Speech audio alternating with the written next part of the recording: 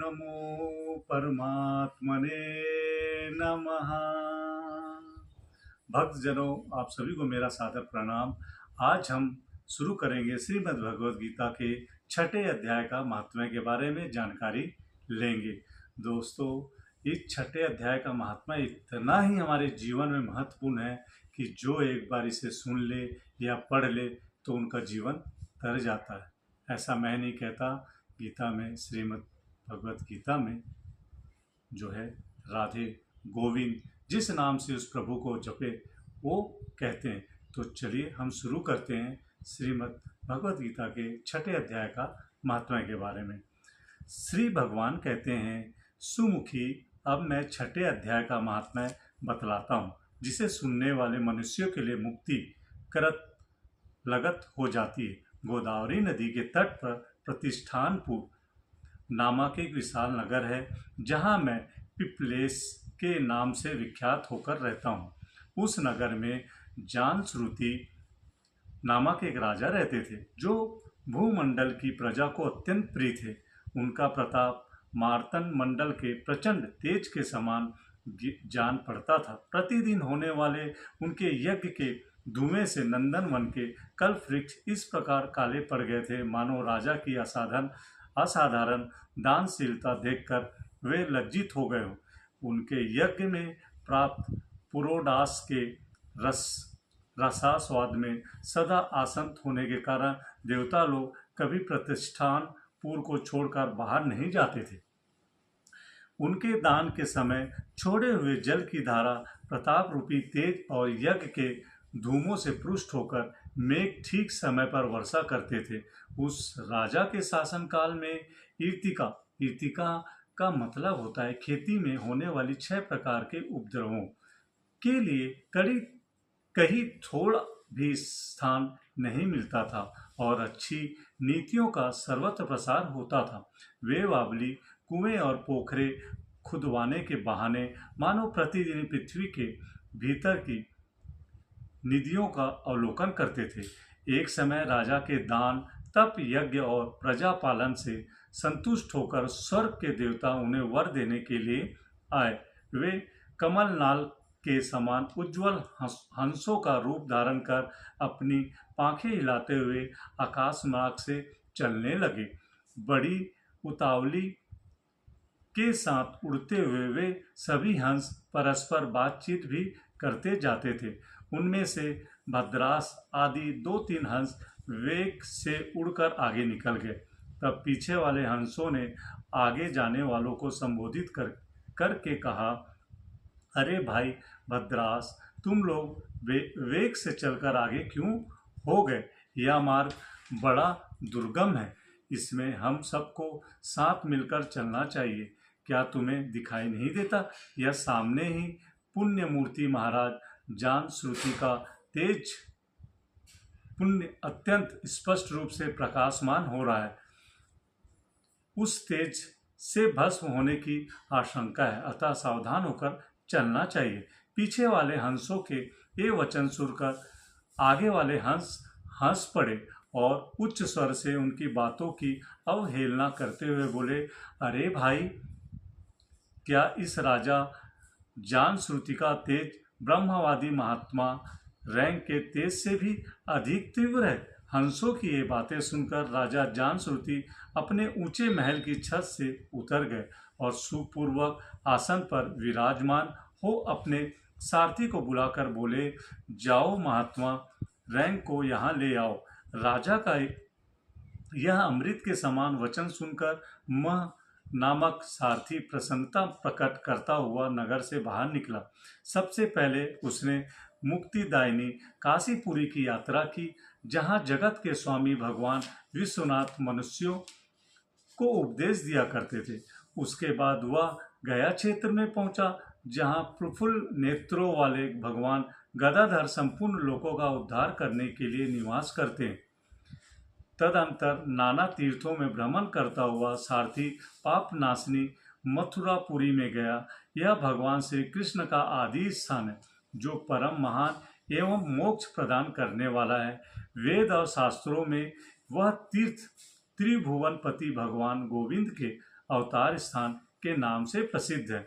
नाना देवता ब्रह्मासी उसका सेवन करते हैं। मथुरा नगर कालिंदी यमुना के किनारे शोभा पाता है। उसकी आकृति अर्धचंद्र के समान प्रतीत होती है। वह सब तीर्थों के निवास से परिपूर्ण है। परम आनंद प्रदान करने के कारण सुंदर प्रतीत होता है। गोवर्धन पर्वत के होने से मथुरा मंडल की शोभा और भी बढ़ गई है। वह पवित्र वृक्षों और लताओं से आवृत है।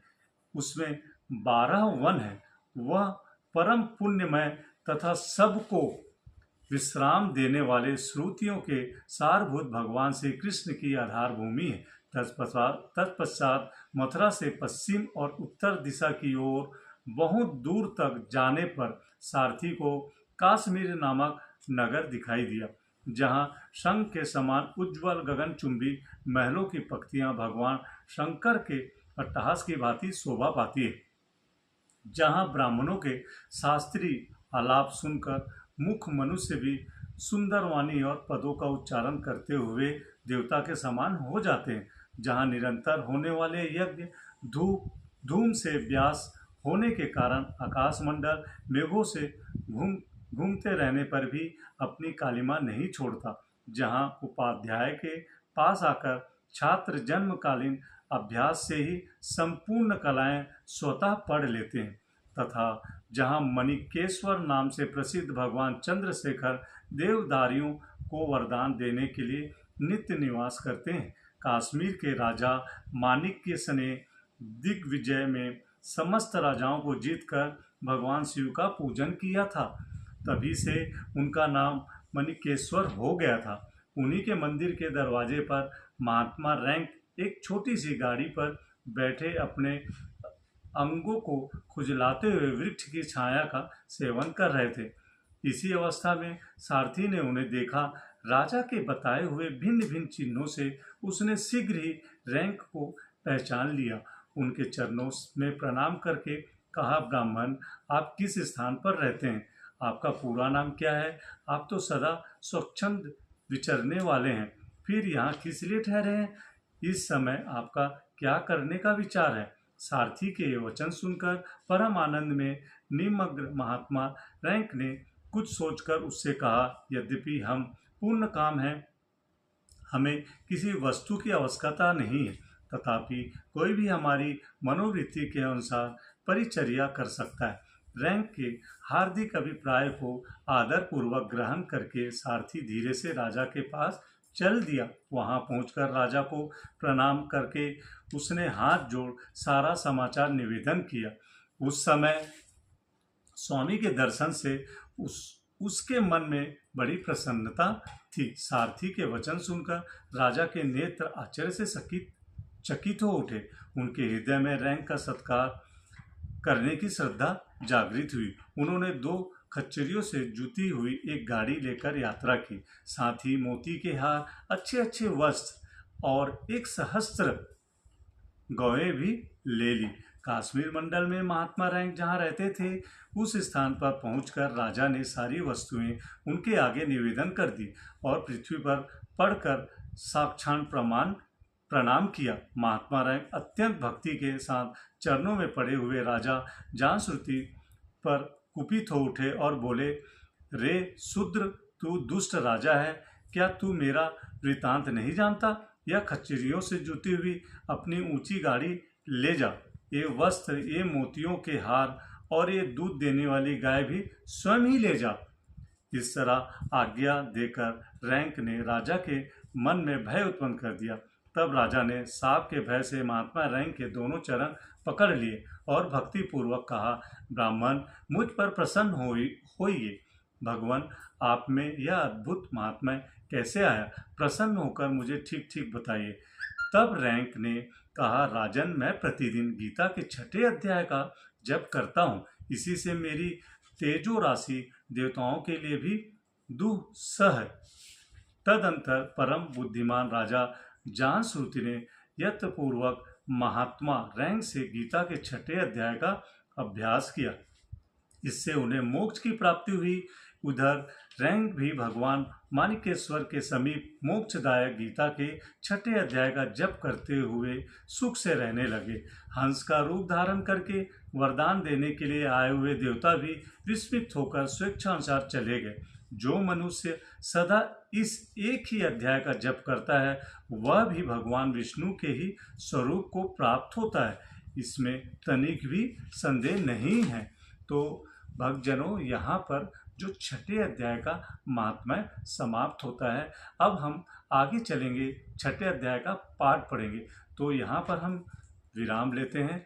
अब अगले अध्याय को हम पढ़ेंगे, तो उसमें रहेगा हमारे श्रीमद् भगवद गीता के 6ठे अध्याय का पाठ।